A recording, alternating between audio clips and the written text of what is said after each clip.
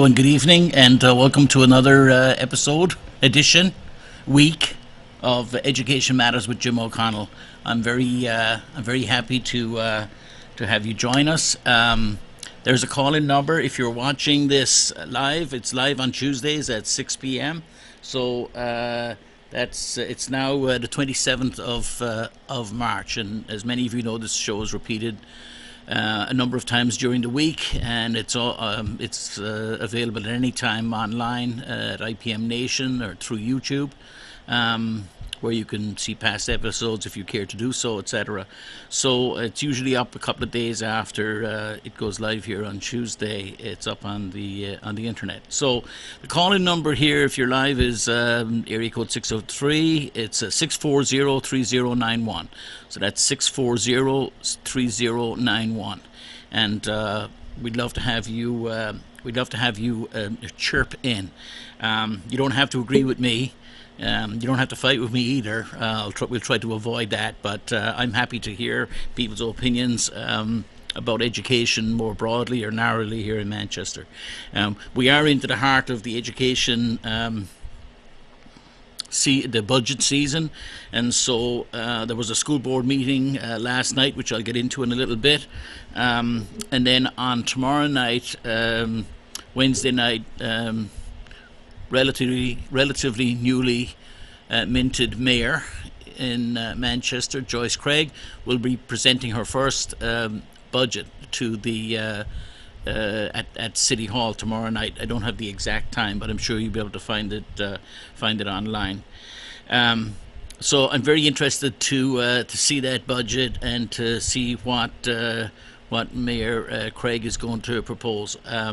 I don't envy her challenge, because especially on the school side, our schools are in need of greater financing than they've been getting, and so I'm very interested to see how a different mayor than our previous, the one we've had, Mayor Gatsis, who we've had for the last 4 cycles, that now we have a new mayor in place. It'll be interesting to see what the substantial difference will be. And I'm looking forward to hearing that. I did say a few words at the school board meeting last night, and I'll get into those in a second. In the interim, I would just want to draw your attention to a few things that are going on, as I usually like to do. Some of the things, and again, these are available at on the Manchester School District website, manst.org. But we have the community forums on redistricting are coming up, and so there's just a couple really left. I think 3. So tomorrow, March 28th at 6 to 7 p.m. There's a public a meeting for the public at Parker Varney Elementary School. That's on March 28th from 6 to 7 p.m. And then the following night, March 29th. Also on the west side, we have at Northwest Elementary from 6 to 7 p.m. And then the very last one, which has been added, as I understand it, is Goslar Park Elementary School, which is on April 4th, so a week later. So those are the redistricting meetings, and which are coming to the end now. They've travelled around the city. So on some of the good news at the school board meeting last night, which went on for quite a while.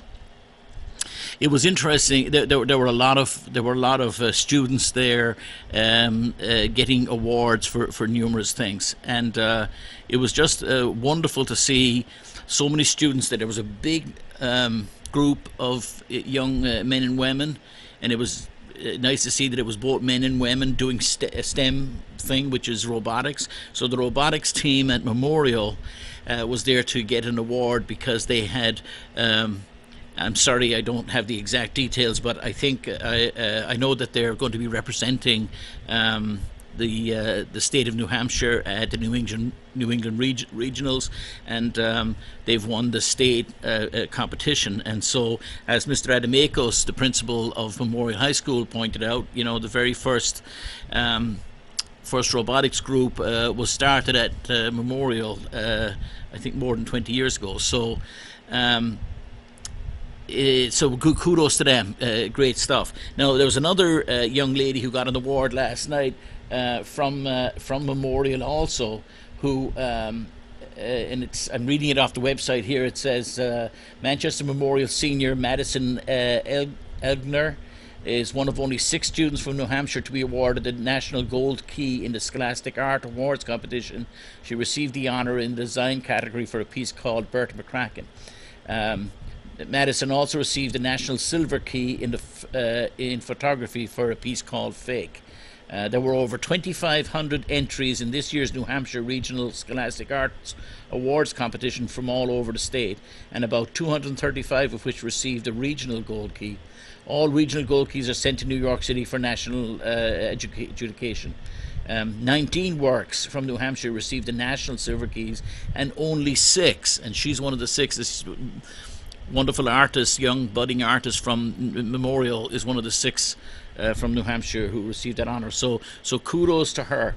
And then we also had the if I can find it right here, we also had the NHIAA named its scholar athletes, and there was quite a list, but it's probably about 20 names. But I'd like to honor them because it's really a great award. I think it says, congratulations to high school seniors recently named scholastic athletes by the New Hampshire Interscholastic Athletic Association. Students qualify for nominations by their schools based on criteria that includes a minimum of a G+ GPA, I think that's a 3.5 GPA, participation in at least 2 NHIAA recognised varsity sports, and being a positive role model who participates in community service. So sort of the trifecta of being an athlete, being involved in community service, and having academic rigour.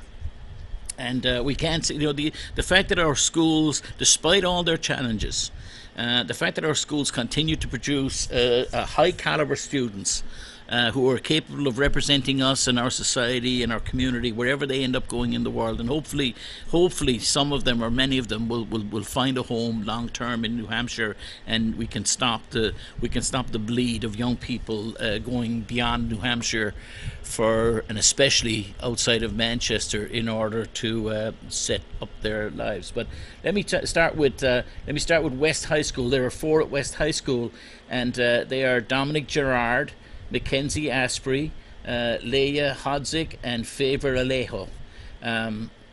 Congratulations to those 4 young people on their achievement.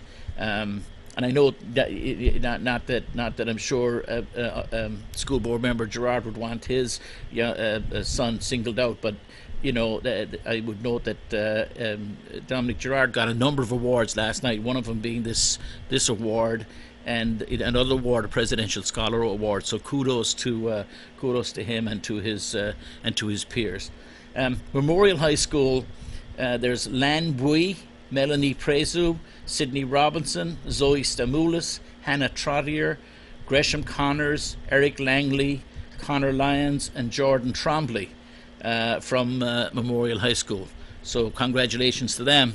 And then from Central High School, a place close to my heart, and I know all of these kids, so congratulations to all of you. I know many of the others on the list too, by the way, on the other schools. But anyway, so from Central, we're represented by Abby Conrad, Gabby Leonard, Victoria Roy, Morgan Tangay, Nathan Duplessis, Matthew Gilroy, Connor Hamill, Devin Jones, Declan Kinnearum, Aidan McGahey, and Andy Vo. And as I'm looking at this here, it just strikes me when I look at that list and I go back to a 1st, 2nd, 3rd grade classes at St. Catherine's School here in the north end of Manchester, and I'm looking at this list of whatever, about 10 or so kids from Central, and we've got Abby Conrad and Nathan Duplessis, Matthew Gilroy. At least those are all originally Catholic schools, St. Catherine's guys. So kudos to them from 10 years back. So it's wonderful to see these young people achieving these awards, and you have to. I think it's important to know that for every. They're not searching under every stone to find someone to give an award to. There are many other kids who these just represent they're the apex, perhaps, what they represent the kind of students that our school district can produce. I have to say that when I watched last night's, well, I attended, actually. It was while I was still there. At the very end of a night of a lot of people going up to speak about a lot of things, Sue Hannon, the president of the MEA, the Manchester Education Association, went up to speak during the public session. And I have to say, before I go anywhere with this, I'm a strong supporter of teachers. I think they're undervalued. I think they're underpaid. So I'm a very strong supporter of teachers. Secondly, I know Sue Hannon. I consider Sue Hannon a friend of mine. She's a good person. But in this case, I'm going to criticize. I say that because I'm going to criticize her. I don't know. In last night's meeting, what Sue went up to talk about was this: the issue of the days in the calendar for teachers in our schools. So Dr. Vargas has proposed that Manchester schools go back to school, that the first day of school for students be the Tuesday after Labor Day weekend. So most people, if they go away or if they're not, and most people don't, of course, because the majority, we have a lot of people who can't afford to go away places. But it's a long weekend. It's the climax of the summer. And people are ready to go back to work on Tuesday morning. And the only district out of all the towns, around here in the surrounding area, the only city or town that schools that don't open on that Tuesday morning are Manchester's. We open ours on the Wednesday. And so a lot of parents find themselves with ready to go back to work and start a new week and the new month at the end of the summer vacation period, and they're left stuck looking for babysitters or whatever for their children on that Tuesday morning. So Dr. Vargas has proposed that the Manchester School District move to having school on that Tuesday. Now, let me say this. I'm sure that, I don't know the history. I'm sure there's a history there that people will feel very strongly about, that this was something that was negotiated. I understand that it's part of a contract between the city and the school teachers and the other professionals in the schools. That this was agreed upon, and this is where the discussion was last night. In the end, late in the night after I had long left, a decision was made to defer any final decision for a 2-week period to allow some more conversations to go on. But some of the school board members, as I read afterwards, were of the opinion that supporting the MEA, which was, look, this is in the contract, it's signed, sealed, and delivered, it's legally binding upon us, and therefore it shouldn't be changed, and secondly, it can't be changed arbitrarily. And so some school board members agreed with that and said, once you sign something, whether you like it or not, you've signed it, and therefore you shouldn't play with it.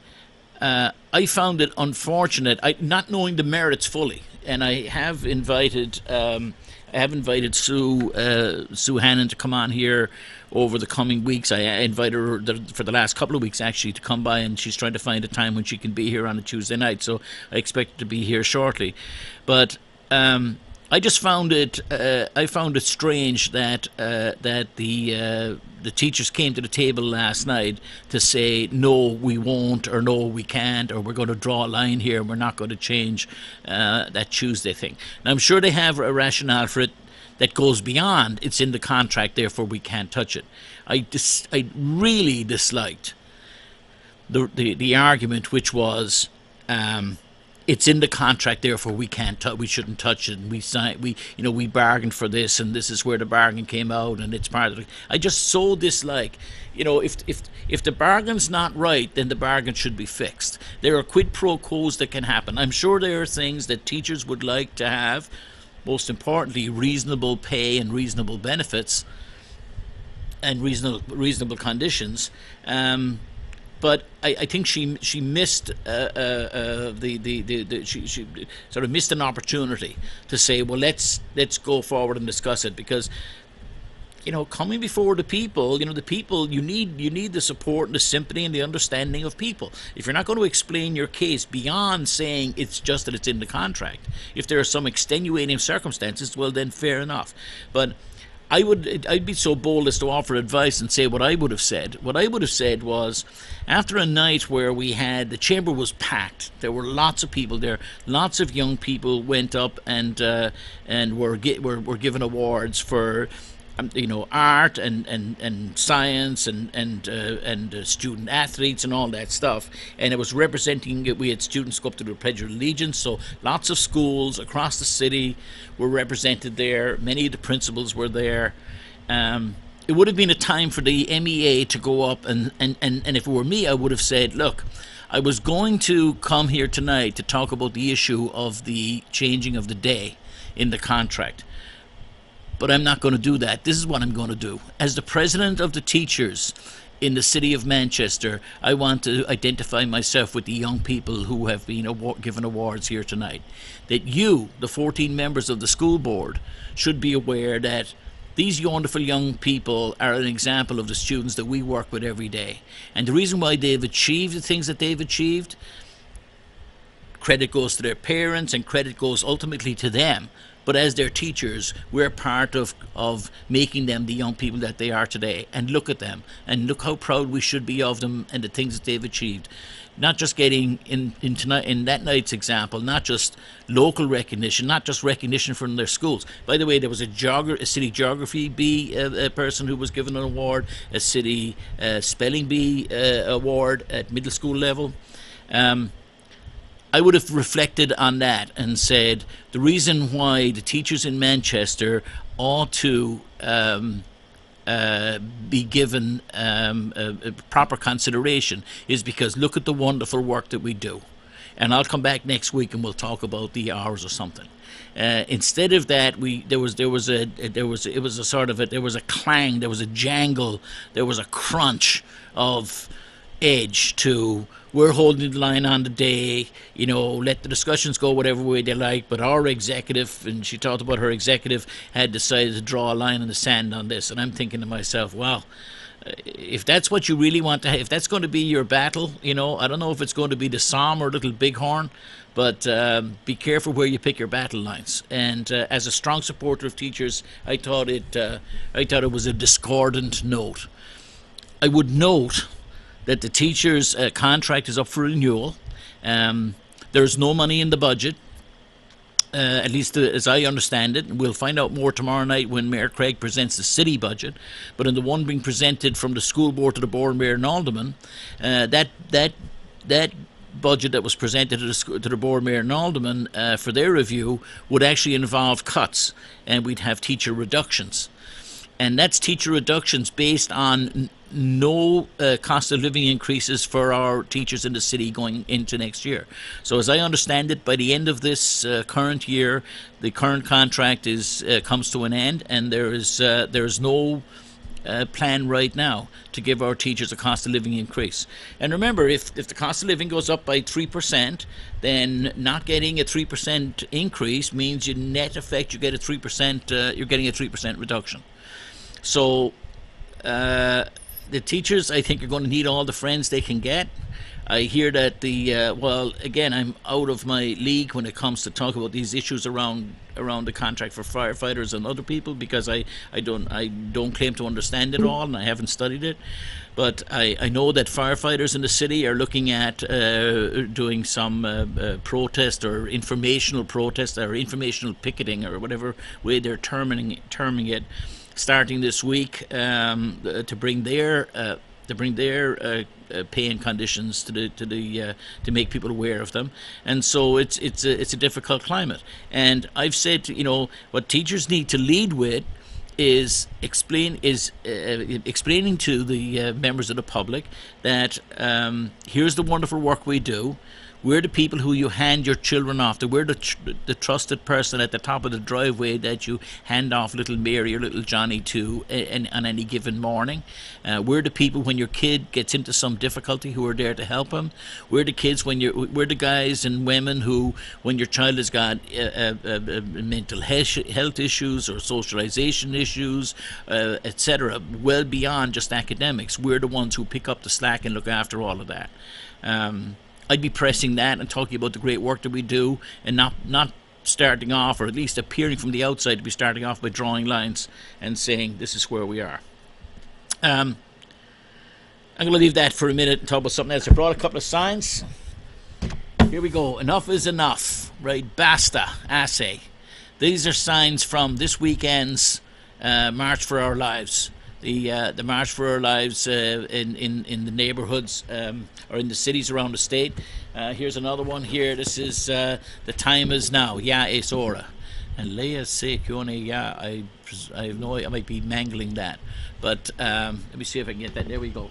The time is now. So this has to do with the March for Our Lives. The March for Our Lives was... as many of you know, there was a big march on in Boston. There were students marching all across the country this past weekend in sympathy with the young people who have become advocates out of Parkland, Florida, and it was wonderful to see. I noted with regret that there was a protest or a parade, whatever you want to call it, an assembly, whatever the word is you want to use for that. Groups of students, and these were student-led efforts. There were student-led efforts in New Hampshire, in Keene, in Portsmouth, in Concord, and in Nashua. Now, there may have been others that I don't know of, but Keene, Portsmouth, Concord, and Nashua certainly had one. I think it is regrettable and even perhaps shameful that the largest city in the state of New Hampshire and its many students didn't organize or weren't organized for this protest. I know that some people, there were buses that left Concord at a little after midnight on Saturday morning to go to Washington, D.C. So I know some young people went there, and perhaps some of those were from Manchester. I know some Manchester students who were in Boston. But the idea of civic protest or civil protest and civic involvement is very important. And last night there were a group of students from Central High School. One of them happened to be my daughter, Lily, who I'm very proud of for going to the City Hall last night and speaking to the board, mayor and alderman. And I'd like to, she'll kill me because, you know, she'll be 18 in a couple of weeks, and she's an athlete, so I can't run away from her. She'll be able to track me down. But this is one, and there were three young ladies spoke, other young ladies spoke altogether. But I want to give you what she said. She said, "My name is Lily O'Connell. I'm a senior at Manchester Central High School. I hate to be prideful here, and I know this is my daughter's writing that I'm reading to you, and I'm aware of how that may seem to some, but I am proud of her for saying the things that need to be said, but I think the content's important here. I'm coming before you tonight to respond to comments made at the last meeting of this board." I'll get into that in a second. "Young people across the United States are standing up and speaking out about the issue of school shootings and the lack of response from our elected officials. I want this board to know that the young people of Manchester have a voice and we want to be heard. Just like our peers across the country demonstrated this weekend, we have voices and we have demands. Some members of this board expressed the idea that we were children and that you were the adults," the board members. "It was implied that we were being manipulated. It was implied that we were ill-informed and misinformed. With great respect, I would suggest that it is our politicians who have watched as our schools are attacked and offered nothing but polite platitudes and sincere regrets. Enough is enough. We've had enough of the thoughts and prayers. We need action.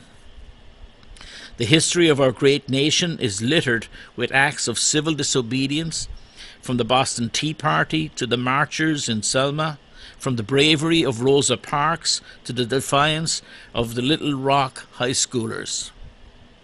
Manchester School District should be proud to have thoughtful and engaged students in its schools. You should be encouraging civic involvement. You should applaud the fact that you have a new generation that is ready to make the changes that the current generation has not. Peaceful protest should be encouraged and respected. Anyone who claims that the voices of the students from Parkland and Florida are not powerful and thought-provoking is not paying attention. There is change coming in this country and in this state and in this city. We are not going to wait passively to become the next set of statistics. We will not wait until there are news crews and their trucks parked up and down Beach Street.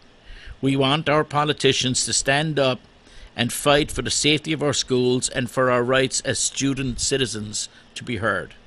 It is important that this board is prepared to listen to the voices of its students. As American citizens, we demand that our voices be heard. We should be allowed the opportunity to protest or rally or assemble peacefully.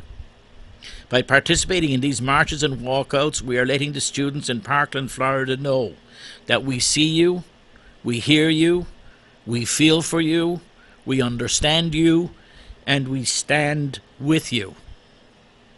We are the students, we are the victims, we are the voice, and we will be the change. Thank you. So, kudos to my wonderful daughter for standing up and writing that and saying those words last night. And she was followed by 3 other young ladies who spoke equally eloquently.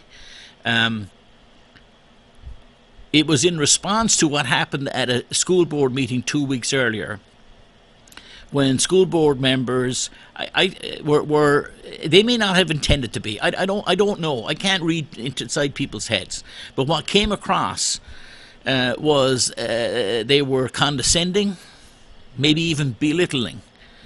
This idea that is said here about it was implied that students were being manipulated, that they were misinformed and uninformed.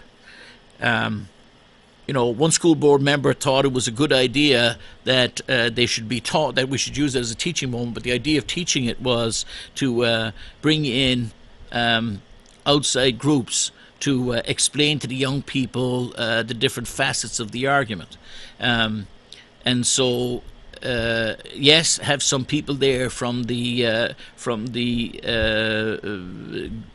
ban assault weapons. These are paraphrasing what was said, but whatever title for the anti-gun or whatever groups, and have the NRA come into our schools and it seemed to me, and I understand where the political divides are here. It's clear what's going on here. These are part of, they bump off people's deeply held beliefs and ideologies, etc. And I guess we're all subjective to one degree or another. But it's terrible to see the fault lines forming on all subjects at all times, even in the face of what is clearly, I think, a very healthy thing, wherever it may go, whether it has legs or not.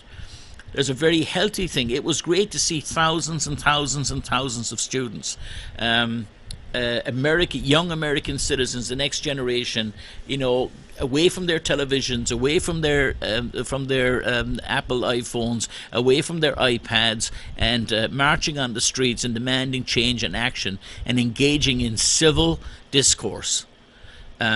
What a wonderful thing! It's something that every parent and every educator and everybody who is mindful for our future should be in support of.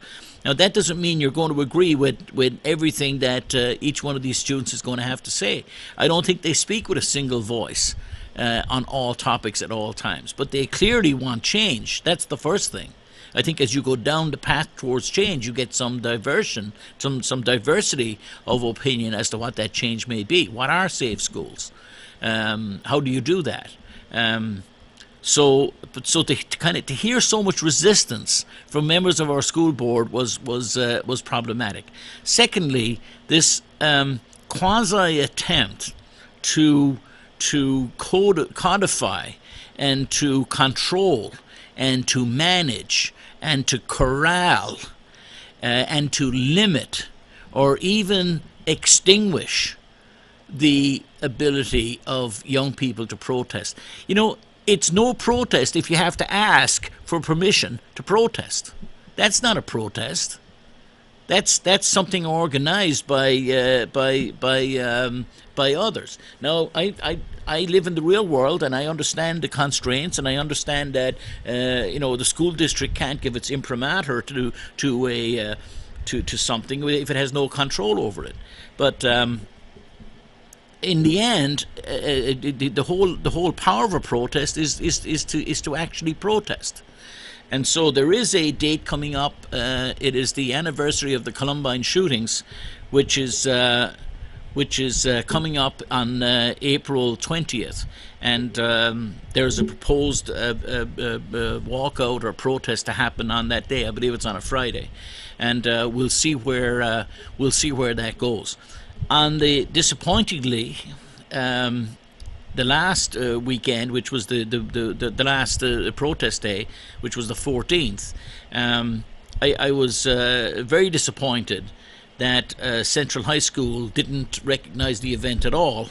And I don't want to go into the reasons for all of that. Just the bottom line is, and in the end it comes down to the students. We can blame anybody they want. You know, you can point fingers at administrations or school boards or local police and lockdowns or whatever. I'm not saying any of those things happen, but you can blame anybody you want. In the end, when your school is silent in the face of a national demonstration, you've nothing to say. Then that's on the body of the students. And let's be honest too. If the truth is, if that means that close to 2,000 kids at Central High School don't care about the violence issue or choose to demonstrate in a different way, that's entirely up to them.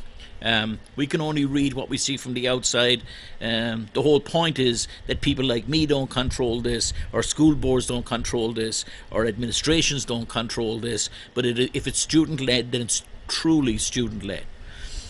I have to say that that wonderful man, the principal at West High School, Mr. Dishard, who's dearly missed at Central High School, where he was assistant principal. The principal of West High School oversaw a remarkable event where that was I wasn't there myself, but I've been told by quite a few who were, that it was this 17-minute observation of the deaths of the young people in Parkland, Florida. It was thought-provoking and people went outside. It was great to watch the young people being interviewed on television, and some of them tearing up talking about their response. It was non-political. I love the idea that the ROTC even took part in this event. As I understand it, they lined up and gave a salute inside the doors as the many went outside. So there's a wonderful example of a school, without any political color to it, recognizing and allowing students to have a voice. I know that Memorial. Memorial got into the whole, as I understand it, opt-in, opt-out. If you want to go outside, you need a note from your parents. Well, if you don't want to go to the Vietnam War, you need to go to Canada. If you want to protest on this university campus in 1965, you need a note from your professor. Otherwise, you can't. What a load of nonsense! I guess the people who threw the tea into the water in Boston Harbor should have gone and got a note from the commander of the British garrison in Charlestown, and asked him, was it okay if they dressed up as Indians or Native Americans, I guess would be the right term today. But dress up as Indians and throw the tea in the, that's not America. That's not what we're built upon. Maybe George Washington should have, sent a note over to the Hessians on Christmas Eve night before he crossed the Delaware and say, would you mind if we came over and had a little bit of a protest with you? Protest is protest. Protest is when you take action. You stand up and you say, we're here to we're here because we believe strongly in something. And by the way, today is an important day today, because the young woman, those of you who have read on these matters, Brown versus the Board of Education, that a seminal case in American civil rights law and in education law. The young lady who was the Brown of that Brown versus the Board of Education, she actually died today. Or it could have been yesterday, and it was announced today. But her death was announced today. She was 74 years old. So within our living memory, all the incidents that my daughter mentions in her speech last night, the Rosa Parks incident, etc., the Selma marchers, all within living memory. And so America and change in America and change for good in America hasn't come about because polite people said, please, may I do this, and would you mind if I stood here for a minute? It's because there were people of conviction. The Founding Fathers and those who came after them were people of conviction who stood up to be counted on matters of principle and were willing to take great risk, both physical and economical, to be in defense of their ends. And it fills me with great pride to see a next generation of people in America who are ready to stand up and be counted, and that they're not, tipping their cap to ask permission and politely in muffled voices plead for their right to speak out. And I have to say that if you're a teacher in the city of Manchester, or a parent of children in the city of Manchester, or just a citizen of Manchester, and you look at this, do you really want, what kind of kids do you actually want coming out of your schools? What is the point of if I were a teacher at one of our high schools, and I'd spent 4 years teaching our young people, starting off with the summer reading going into freshman year of To Kill a Mockingbird, and we did the whatever, the Grapes of Wrath, or all the the Red Badge of Courage, or all these other works, A Lesson Before Dying, and there are numerous examples in literature. We spend a whole 4 years, perhaps a whole lifetime in education, but 4 years in high schools trying to get young people to understand what principle is, what right versus wrong is, for standing up for what they believe in, for developing a personal worldview, and then defending it, and of course changing it in the light of changing facts and maturing understanding. We should be, as I said earlier, embracing the idea that thousands of high schoolers are walking out on the street in peaceful, non-violent protest, speaking articulately in front of large groups, and being proud to do that. That so long as we're doing that, we're producing. There's hope for the next generation. So I understand the people on the school board who are politically opposed. The gun people, sort of guns right people. They would call themselves Second Amendment people or whatever. Be that as they may. I think that they should think again about their stance in this, and actually take some joy and take some pride, and be brave in accepting the voices of everybody, not just those who are sycophants and obsequiously follow on, but also those who are willing to kick the traces and stand up and speak, speak to power and speak to might, and do so fearlessly. And so I'm hoping that we see this happen on the 20th, and I congratulate Dr. Vargas in the way in which he managed this thing thus far, in finding the right path between somehow endorsing protest and saying, oh, the school district endorsed it, sort of, and wraps its arms around it and gives its approval, and the opposite extreme of that, which would be we don't approve this. We're not going to allow you to do it. We're going to stop you. We're going to deploy our police officers. We're going to lock the doors. We're going to give you Fs, as somebody said last night. If you go out, we're going to discipline you. We're going to hold important tests on those days. And if you miss your test, you're going to get a failing grade. And we could do all of that and set up that confrontation. So.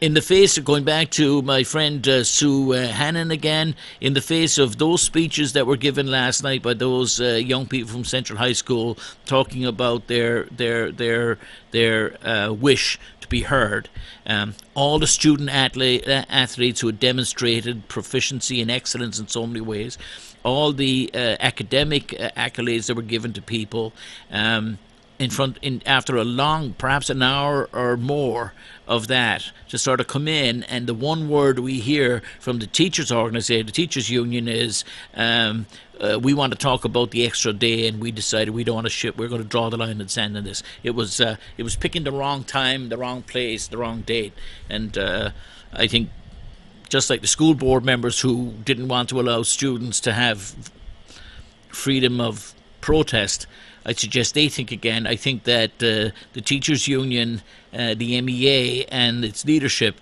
should also think again before drawing these lines in the sand, and etc. So let me go from there, ladies and gentlemen, to the budget. And so Mayor Craig will present her budget tomorrow night. The first one we're going to see.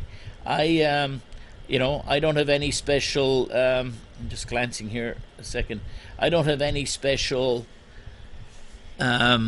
insight into what Mayor Craig may or may not do. I did hear her speak, and I know that, she is in this position that many people lied about her and continue to lie about her position. I heard it repeated again this week. This easy mantra that people, let's call them out for what they are. When somebody says that I'm running for mayor, I respect the tax cap, and I will present a budget that doesn't go over the tax cap. When you're sitting in the chirping stalls shouting liar, liar, liar, that is disingenuous and wrong until such time as somebody demonstrates otherwise. So she's put in this position. She has said that she will present a tax cap budget, so we expect to see that.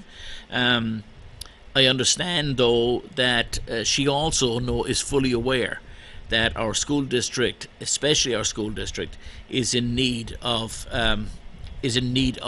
better funding than more funding than it has right now. Under the tax cap, the $1.7 million or so that we had last year, in order to retain the programs and the number of teachers and the number of programs that we had in place, already a much stripped down number. In order to retain those, we would need 169.9, so close to $170 million, which, 1% increase in Manchester on $167 million is 1.67. So a 2% increase is 3.3 million. So that's the margin we're talking about in there. If we got a 2% increase, a 2% increase over the 167 would be what is it? So 167, 1.67 and 1.67 is 3.34. So that's what we would need just to keep, if we got a 2% increase. But we're not going to get anything like that. What the school board has decided to present is $168 million, which is, I don't know what that is, a less than 1% increase over last year. I don't understand it, but that's what they have. That's what they have presented. So if we go ahead with that budget, then we're going to talk about losing teachers, losing programs, etc., etc., and it's just not conscionable. And we, the people, we shouldn't. We just simply, the idea that we acquiesce in this and we allow it to continue is just awful.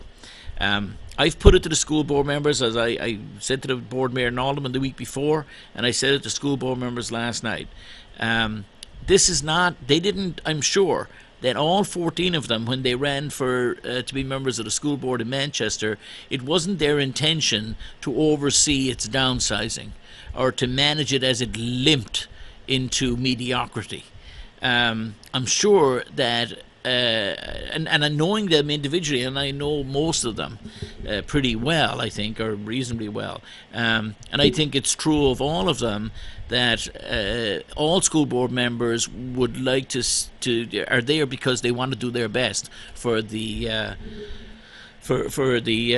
schools in Manchester, and so, but some of them feel terribly constrained and just they have this, I call it ideological bent that says, we can't go beyond, even though they know they need more, they just can't go beyond this, they can't go beyond this number. And I don't know the analogy to use anymore.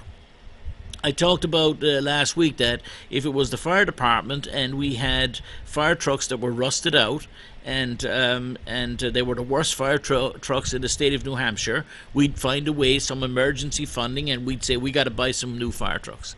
And the same is true of the police department or any other, if the potholes were bad enough in our streets, we'd find a way of getting some money, bonding it and doing it. And somehow there's like a different, there's different rules apply when we get to our school district, and that is what has us where we are. Which, to reiterate, so you'll understand, we spend less per student than every other city and district in the state of New Hampshire, and there are about 160 of them. So not just less than Lebanon and Keene and Concord and Portsmouth and Berlin and Laconia. We spend less than all of them and everybody else. Nobody has a cheaper school system than the city of Manchester has. We have the highest number of kids per teacher of any town across all the towns in the state of New Hampshire, from Crawford Notch to Rye, over to Walpole, down to Salem, up to Pittsfield, wherever you want to go in the state of New Hampshire. There are no schools anywhere in this whole state where you can find where there are less kids in a classroom than there is in Manchester. We are the lowest. Our spending is the least. And in the face of that, we'll have 14 people deliberating about a budget that, when you'll see the numbers next week when they start arguing about them, they'll be arguing at the rate of we need an extra 100,000 for this or 100,000 less for that, which is 0.000 whatever one of the budget. As I pointed out last night, Nashua is the 10th lowest, so they're the next reasonable sized town that's in that below bottom 10%. So Nashua is 10th from the bottom, but they're improving. They've actually increased their spending year over year for the last few years. So they're pulling back and pulling themselves off of bottom. But if we were to spend, right now, the difference at elementary school level is that we spend about $1,000 per year per student less than the city of Nashua spends. So just simple math, even for the people with without getting out your calculator, there are 14,500 students in the city of Manchester. If we spent what Nashua was spending, that would be an increase of $14.5 million. It would take our budget from 167 to 181. So 181 million would be a number that would bring us in alongside Nashua, where we'd be 10th from the bottom. If you went to City Hall tomorrow, like I did last night, but I find it appalling that the reaction of everybody on all sides, Democrats, Republicans, liberals, progressives, libertarians, arch-conservatives, across the whole political spectrum, because they all want to keep their seats and are afraid of the voters. The reaction of all of them is that somehow in Manchester we can't do that. That's just not on. There's no explanation for it, right? There's no rationale. There's no saying that if we ever took the 15 million extra, found it and put it into our schools, here's all the good things that would happen. but the city would shut down and everybody would leave because our taxes are too high. Nobody will ever have that discussion. There's no discussion about what it actually would all mean, where those funding sources might come from, and why we might need it, and the wonderful things we might do. There's clearly a case to be made that the City of Manchester schools, while there are lots of wonderful things going on in them, as we saw last night, but there are people who are leaving the city, but just as importantly, or maybe more importantly, or more impactful, there are many people who are choosing not to live in the City of Manchester if they have children, based on the schools and the quality of the schools and the way the schools are going. It's not so much where they were historically, because historically Manchester's had great schools, but historically it also had some of the highest paid teachers in the state. That's no longer the case. It had the best schools in the state. That's no longer the case. It used to be the least well funded school district in the state. It used to have fine athletic facilities and fine facilities. It doesn't anymore, or many of them are not what they should be. And so in the face of all that going on, we still have, in the end, and I don't mean to be pejorative and upset people, but in the end I think it's cowardice. I maybe that most people, if there are any school board members listening to this, they may think, that's a bit harsh, Jim, throwing out words like that. And I don't mean to fight with anybody. I'm not trying to get, I know people are well-intentioned. I understand all of that. But the bottom line's the bottom line, ladies and gentlemen. Our schools ought to be better than they are. They ought to be better funded than they are, and they should have better resources than they have today. And we have, I've said here many times, the kids at the top quintile, the top 20%, and that's just an arbitrary number, but the kids who have parents who are involved, who have the comforts of home, who are motivated themselves and are surrounded by other motivated people. I don't worry so much. That top 20% could excel wherever they are. I look at the other kids down as you go down the remaining of the percentages, and I see them again and again and again. I see kids who do not have the we don't have remedial teachers. We don't have remedial programs. I talked about when in our middle schools, we reduce the amount of time people kids in our middle schools spend doing reading and writing, doing English and language arts, and that's excluding any foreign languages. So just on English, we reduced it 5 years ago by 50%. Well, I don't know if you're, manufacturing light bulbs and you reduce manufacturing time by 50%. Are you surprised that you're producing 50% less? I find it galling to listen to people talking about academic results and academic outcomes and, why are our schools failing, which they are not yet. Why are our schools failing when we know, we know what has happened. We went in and made the cuts. We've been firing teachers, ladies and gentlemen, for years now.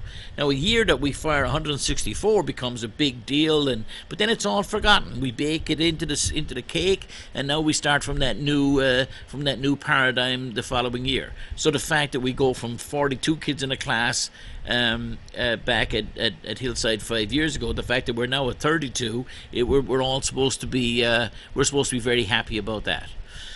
The piece that really annoys me more than anything else is when people are unwilling to look at this, or who are trying to put rose-tinted glasses on it and pretending it is something that it is not. The key economic driver of our city for the next generation will be, and for all of us today who property owners and those who live in this city, will be if we can solve the issue of school funding in our city and find a way of actually funding our schools well. What I'm hoping Joyce Craig does tomorrow night, Wednesday night, is that, and I'll be disappointed if I don't hear this, because I'll be saying, along with the majority of people, those who voted for Joyce Craig and who wanted change from the previous regime, people will be watching and they'll be saying, where that show us the difference. Where is the commitment to education in the city of Manchester? I expect Mayor Craig to tomorrow night present a budget within the tax cap, and then I expect her to look into the cameras at City Hall and speak to you, the public, and say, anybody who votes for this tax cap budget, which we are required by charter now to present, this budget would be an abomination in our city. This would not do the things that our city needs, and therefore we should fund our programs better than would happen under this. That's what I expect to see, and I hope to see. And I understand that's politically difficult. I've heard people say that, well, then she'll be a one-term mayor and that's it. I'd prefer to be a one-term mayor. I go back to the kids standing up for what is right. You know, getting the F, being told you're on suspension, whatever it may take. You're able to look at yourself in the mirror when you go home and you say, I wasn't coward, I wasn't intimidated, I wasn't looking after myself, I stood up. I stood up on principle, and I stood up and I spoke out. And I did that, and I'm proud of it. And not just the mayor, because she on her own can only do what she can do, but all the school board members and the board of mayor and aldermen. You don't need to keep your seat for 20 cycles or 10 cycles. You know, I look at if you go on Channel 97 right now on local television, you can look at old versions of the school board meetings, and certainly board of mayor and alderman meetings, and all the one of Ray Wazorek and people long before Ray Wazorek. You go back, and many of these people have done their time and they've gone off into retirement, or they're busy doing other things. There's no reason why the faces we see around the table at City Hall have to be the same faces in 2 years from now. If you came in to do the right thing by the people of the city of Manchester, and you want to make an actual difference to the future of this city and change the paradigm here, don't be afraid. Don't be cowardly. Stand up and make the vote. If you can explain to me why having the cheapest schools with the least amount of money spent on them in the state of New Hampshire, if you can defend that and say that, well, that's just how it is, and all the rationales you'll have about, well, that's what I inherited, and that's the system as it is, and, well, we have to stay within the system, I call that BS. I say, when you know that you've got the cheapest school systems in the state, you know you got the most crowded classrooms in the state, and if you can't find additional funding somewhere, or if you can't find savings somewhere within other departments or within the school department, which I'm wide open to if they can be found, but if having searched under all those stones, you find yourself in a place where you don't have the proper resources for the schools in the city, then as a public representative doing your fiduciary duty to the people of the city of Manchester, you should vote to make sure that our kids and your kids have got the things that they need in order to become productive and proud citizens of the city. That's what you should be doing. Don't worry about it. All of it, certainly one. If nobody else cares, I'll care. There'll be at least one person who will shake your hand as you walk down Elm Street a year and a half or 2 years from now without a seat and without public representation. I'd much prefer that than to have this obsequiousness and going along to get along, etc. So we'll see what happens tomorrow night, ladies and gentlemen. I hope you all have a great week. It's Easter week, Easter weekend. I'll be if you're looking for a great place to be, Easter weekend at St. Joe's Cathedral in Manchester is a wonderful occasion with High Mass at 10:30 on Sunday. It's a glorious thing. I'll see you all in the week, ladies and gentlemen. We'll have Dr. Vargas here, and we'll see you then. Thank you, and good night from Jim O'Connell.